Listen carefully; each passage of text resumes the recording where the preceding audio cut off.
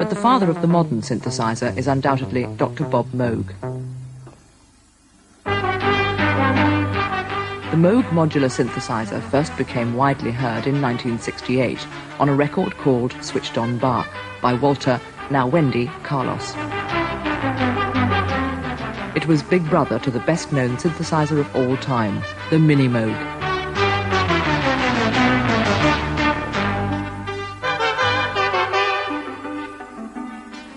This is the last off the production line. It was made in 1980, the last of about 12,000 that were made between 1970 and 1980.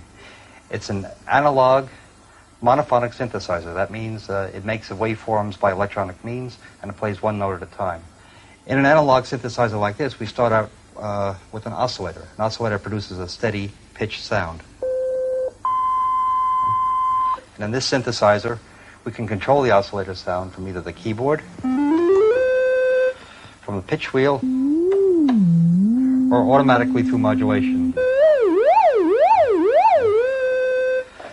The oscillator has a waveform, and that determines the harmonics. Here's a triangular wave, sawtooth, square, and two rectangular waveforms.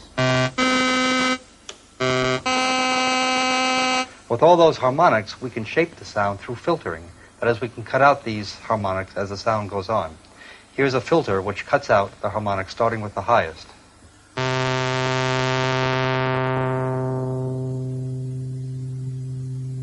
Another important aspect of the sound is its envelope, how it builds up and decays as it goes on. In an analog synthesizer like this, there are four parts to the envelope. The attack, which is the rise, the decay, which is the fall from the highest point, the sustain, which is how loud it is as it continues, and then the release, which is how rapidly it dies to zero when you let go of the key.